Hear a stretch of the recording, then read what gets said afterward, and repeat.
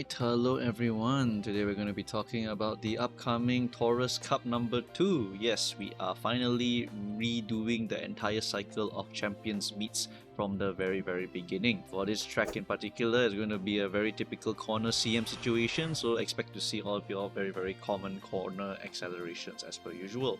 The track is also 2400 versus the previous CM of 2000 meters, so you may need more stamina. It's still considered medium, so also to accommodate for more stamina if you expect to see any stamina debuffers.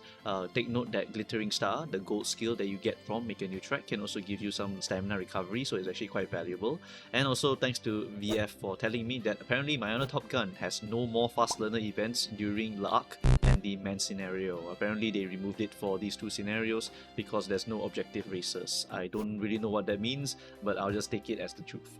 Alright, so besides that, there are going to be 3 uphills for this track, one at the start of the race, one at the 1125 meters point of the race, and another one at the 1950 meters point of the race. Those 3 uphills means that you want to try and get a lot of power. Thankfully, we are not in Ura anymore, we are in Ment, and Ment gives you a tremendous amount of stat lines, so we shouldn't be too worried about this track anymore. Downhill is also going to start at 1250 meters, and the corner acceleration is going to start at 1350 meters for going all the way to 1625, and the actual acceleration phase is going to be 1600, which means that anything that can kind of speed carry over from corner number 3 is going to be very valuable, and anything that accelerates at a corner is going to be very important, so you guys should already know which ones we're going to be talking about later. Alright, so this is going to be a meta understanding section for this upcoming Champions meet. So the tier list that we always do is going to prioritize the ease of making certain horses, especially for Mant, where Mal is a requirement, otherwise you are a little bit homeless, right? So understanding that, I want to make a section here to basically explain what the meta game is like. So the starting off is that this track is historically a very backliner favored track, as this is a 2400 meters track, while the previous one was 2000 meters. The backliners in the 2000 meters are not able to really catch up to the lead that the front runners make if they are able to make a very strong lead. But in the 2400 meters, there is an additional 400 meters of straight line near the end of the track, which is very good for the backliners to go and duel each other and also catch up with finishing speeds such as Barcarolle and so on. Right, so the meta here actually is going to be more towards the backliners. If you make your backliners very strong and just don't fight any horses that are in the front with certain strategies like chariots, like Daiwa Scarlet Full Gamble, like NSM preying on the triple front runner, for example, right, you will be able to most of the time catch up to the front runner players. Now, this does not change the fact that front runners eat the weaklings alive very easily. So that means that if you do want to have a very high respectable win rate, you can also go for the front runner spam. You can add your specific strats like your NSM or your chariots, and that will help to also improve your win rate against stronger backline opponents. Right, so just understand that this tier list is not the true accurate representation of the meta, but more of a representation of what is generally very easy, or what is generally very strong-ish for this CM. Alright, we will move on to the stat lines for this CM. Basically, you want to kind of max out your width, your power and speed as high as possible as per usual. Thanks to Ment, this is very doable nowadays. And then for your stamina, you basically want to just pump up a little bit more compared to the previous CM. Right, for fronts, you can look at something like 850, 900, and then you just stack the guts to like 600. Alright, this is only if you don't want to buy any gold recovery or white recovery. If you want to buy a few recoveries, feel free to lower it a little bit. You want to get a little bit more extra stamina, feel free to pump up your stat lines a little bit more as well. For Xoguri, this is a joke, so don't follow these stat lines in particular. Alright, so just follow the Canva sheet stat lines and you'll be basically fine. And basically, because the stat lines in Make a New Track are so good, right? And I'm sure after the first CM, you guys have already improved a lot and are getting some very strong stat lines on your horses already. One thing to take note of is that if you're fighting people of the same strength as you, then the very defining factors of whether you win is actually going to be stuff that are not your stat lines. It's going to be your skills, the number of skills you can buy, how many skill points you can get, whether you got fast learner, and whether you got your medium S. All of these things are going to be extremely valuable for determining your victory in these kinds of CMs, right? So for the parent side of the tier list, we will be basically looking at the typical corner stuff of your angling and scheming from your Seiyun Sky, your Majiro Ryans, Pump Some Iron, your Majiro Dobers, Beyond, right? And also for this CM in particular, it's going to be Marzenski's Red Shift. It's going to be at a very perfect timing because the final corner is only 25 meters away, which means that she will get an extremely good proc. The reason why she's so damn good only on this track is because this is one of her legendary tracks in real life. She was barred from this track because she was a foreigner horse, so they didn't allow her to run in this track. And what Side Games did was they made her insanely powerful, and so that means that in real life, if she raced on this track, she would have won. So I think that's very, very nice. Right, for the A tiers, you basically are going to be looking at your other finishing speed skills, essentially. If you can get them, it's good. If you can't get them, don't cry about it. Alright, Baracol, as per usual, Fuji Kiseki, your Triumphant Pulse, all of these are still very, very viable finishing speed skills as much as possible. Right, do try to go and pick them up if you can, and if you cannot pick them up, then so be it. Nothing you can really do about it. Right, but ultimately, for this CM, is going to be very focused into the front position as well as the late position as per usual. Moving on into the tier list over here, we basically have in the B tiers a lot of the gambler positions or the weaker front runners. For example, we have your Agnes Digital, we have your Kawakame Princess, your Cheerleader Nice Teacher, and also your Mayana Top Gun. Right? These horses have access to NSM, or it's just because the horse is just good enough to go and run in that position. Because Digital is always solid, just never the greatest horse in particular. It's just that she's very, very good because she has access to Mao. So that's why she's very, very easy to go and create. So that's why she's here. Notably, we also have Satono Diamond. This horse is also a very comfortable horse. Not the most ideal, however, because she's unfortunately right-handed when this track is going to be left-handed. But her unique is very nice, straight line finishing speed essentially, and also is able to have a goal recovery built into her kit, which can help you to save finding another goal recovery in case you're having troubles with hitting the stamina requirements. So relatively comfortable, and she is going to be mostly towards the back line, which is favoured for this CM due to the longer straight line. Right. Other than that, we also have other horses such as Fuji Kiseki with a 0.45 finishing speed skill. We have Special Week, who is always solid nowadays. It's never a bad reason to not run your Special Week. She's supposed to be the poster child of Umamusume, and they made her basically good in almost every single track. We also have your Fine Motion, which is a very, very viable horse as well. A lot of these horses, take note, are going to have to be run usually in the late surger position. But notably for anyone with NSM, if you want to kind of squeeze them into the more frontal positions and use a rocket launcher to kind of launch them, you can also go and use that, right? Using a Suzuka Runaway or something like that is very, very powerful stuff also. Okay, moving on, we also have your Chiyo-no-O. Chiyo-no-O is very special and gets a special mention because she does have the Spring Gold skill, which means that she can actually use the Narita Top Road Gold skill combined with the Spring Gold skill and give herself a humongous amount of free speed, essentially, by paying for that skill points for those green skills, right? The problem is that the green skills usually are very expensive, so this is a very expensive thing to do, which means that you need to compensate by getting more SP. So you need to really focus on more SP oriented builds for something like Chiyo-no-O to give her more of these skills, and that will allow you to buy the double greens plus medium S plus a bunch of your other important mid-leg skills and finishing speed skills to make her very, very powerful in terms of raw stat lines, right? Other than that, we also have the front runners such as Kita-san Black and Ines Fujin. For Ines Fujin, the reason we recommend her or even talk about her in general is just because she's so specific. Her unique is literally a slope check, and the slope check must be near the end. And thankfully for the Tokyos, this is where it works, because the slope is near the end.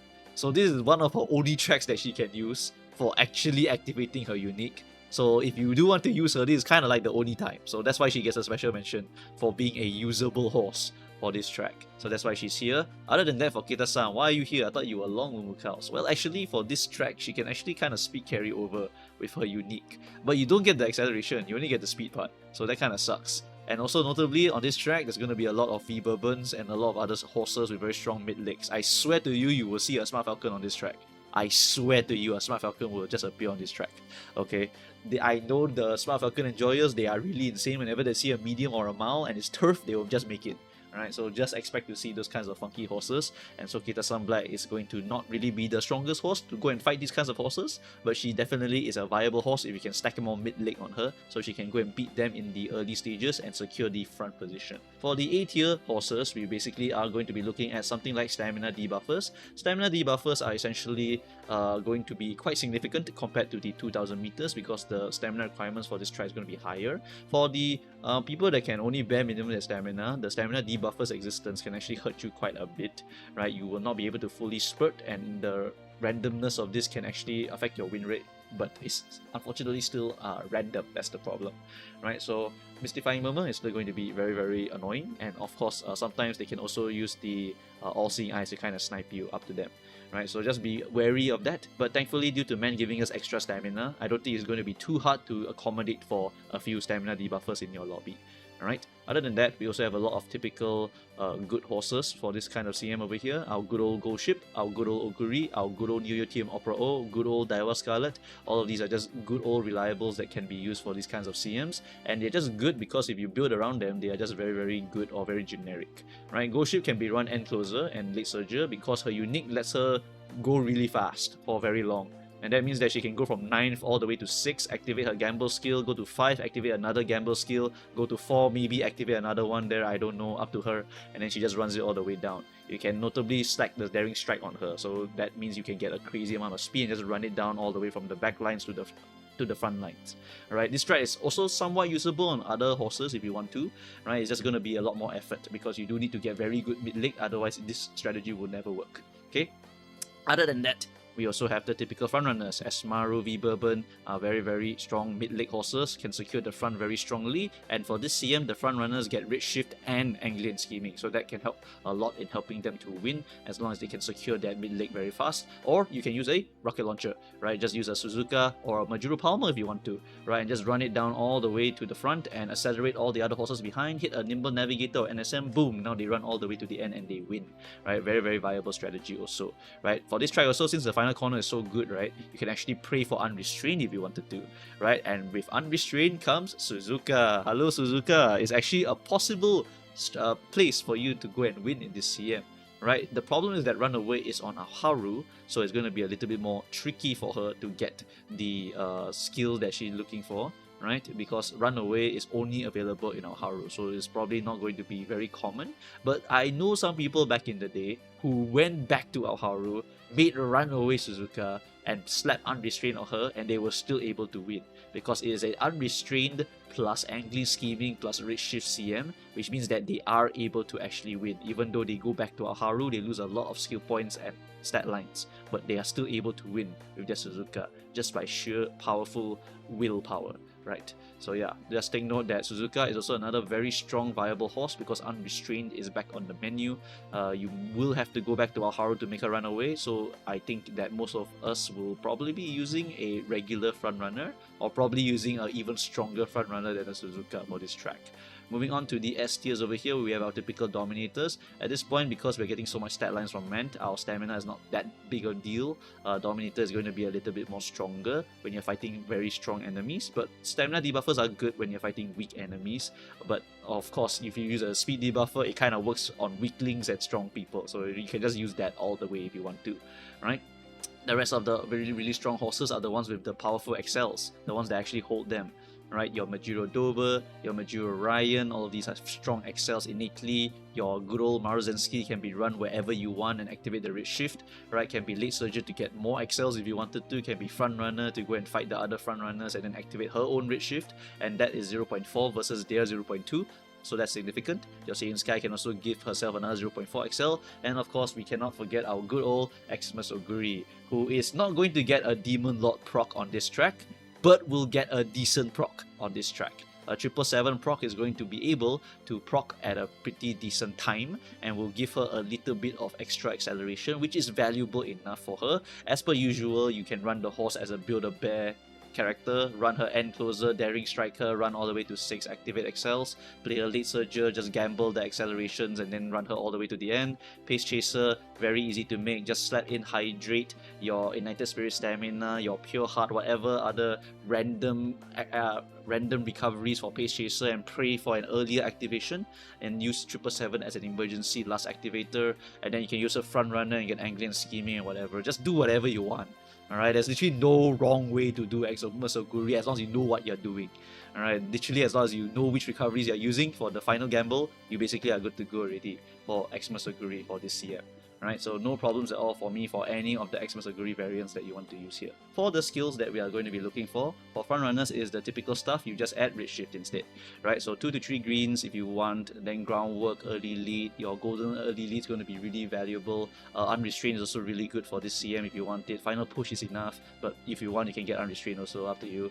Right, it's a gamble for that one. Do note they can activate anywhere on the final corner, but it's generally going to be a pretty okay proc, I would say. Only if it's really late then it's really bad. Angling and scheming is also pretty okay. Your movement skills like your dodging danger, prudent positioning, and ignited spirit wit are very valuable. And then also prioritize corner speed skills as much as possible because it's on the 3rd corner, which means that you can possibly speed carry over some of your corner speed skills if you get really lucky. Right, then of course get your pretty good speed skills, and straightaway skills are less reliable but still valuable enough to go and pick up if you can go and get them also. For pace chasers, pretty much the same logics from the front runners. You basically want to play like your head-on, your nimble navigator, red shift, Umamusume, your ignited spirit power, and just kind of pray for good activations of those accelerations. Then pray for medium corners or your corner skills to kind of give you speed carryovers and blah blah blah. Pace chasers, they don't have very strong excels for this CM. For your late surgers, take your pick. Really, like you can take anything you want. You want pump, you want moving pass, you want red shift, you want nimble, you want on your left probably the worst of all the options, but if you want it you can just grab it, and then you got take the chance also, which is a medium acceleration, right? You can get Umamusume and ignited spirit power. Just pick whatever number of excels you want. If you want a good number for excels, I usually like to take the uniques first. The uniques are the ones that are the most reliable. Then after that take everything else, and then if you can get no stopping me, just grab that. Then after that for end closers, literally copy paste this surger, but you add daring strike on top of it if you can, just so you can get more speed skills, so you can go all the way to the front from the back, and then you go from 9, 8, 7 to 6, and then boom, you activate the acceleration, and then go to 5, then boom, another acceleration, and boom to 4, another acceleration. Right, try to do some sort of rocket launcher tech all the way from 9th all the way to 4. Okay, but you basically are playing very similar to a late surger. You're not playing for any straightaway spurt at all. Okay, so that's pretty much the logic here for all of the skills for these horses. For the possible team compositions over here, you're basically looking at something like a 1 ace plus 2 debuffers, 2 front runners plus 1 pace chaser, 3 backliners, 1 runaway Suzuka, and then a front runner slash pace chaser, just rocket launcher each other, right? Then after that, 1 pace chaser plus 2 backliners, and also use team trail horses if you're very lazy, or use the previous CM's horses, because they are probably roughly the proper stat lines for this CM. Right, because it's very hard to kind of undercut the stamina due to make a new track. So I know a lot of very powerful players probably have more than enough stamina even though they went to the 2000 meter version, right? So they will be able to bare minimum this CM over here, but remember to go ahead and calculate using the stamina calculator before you decide whether to deploy them for this CM here. Alright, other than that, take note for the 1 aces plus 2 debuffer strategy, you will want to basically make sure the 1 ace is very powerful. If that 1 ace is not very powerful, you may end up all eggs 1 basket and the egg is very rotten already, then cannot win at all. Right, for the Dominator debuffing, stack 2 of them for very high consistency speed debuffing, and then if you want to stamina debuff people just to make their life a nightmare in the early stages, then you can go ahead and do that also, because the weaklings will die harder if their stamina already not enough, and then you stamina debuff them even more, then they just completely explode. Right, so up to you if you want to go and do that, but you can just Dominator your whole way through if you want to also, no problems at all. For Xoguri in particular, because she can be played in every position, I will not really talk about every position specific recoveries. You essentially are just looking for specific accelerations for the different positions for yourself. Right? If you are front, you play angling scheming. If you are pace, you just play head-on, nimble navigator, Umamusume, and then red shift. Every position can take red shift, from late surgers to pace chasers to front runners. If you play Xoguri end closer, you just need to get daring strike and red shift, so you can go from 9th all the way to 6, and then after that go to 5, and then you activate acceleration. right? So you just do any of that. And for the Taurus Cup, you can cut the stamina a tremendous amount. You can probably like still go in with like 600 stamina and then 3 recoveries or 4 recoveries, depending on what kind of recoveries you want to buy over here, right? Take note that for the pace version of Xoguri, the more random your recoveries, the better. Because if you are Pace Expert Xoguri, you can basically pray for something like your Pure Heart to activate a little bit earlier on the 3rd corner or something like that, right? Anything that has a random activation timing can randomly activate on the 3rd corner, which will give you a much better speed plus acceleration carryover. So that's going to be a bit more better than the 777. The 777 can be used as an emergency button, where if you never get any other luckier proc, then you just use 777 as the only proc. And if you're a late surger, end closer, or front runner, you will rely on 777 as the only proc, essentially, right? So don't overstack too much recoveries for those positions in particular.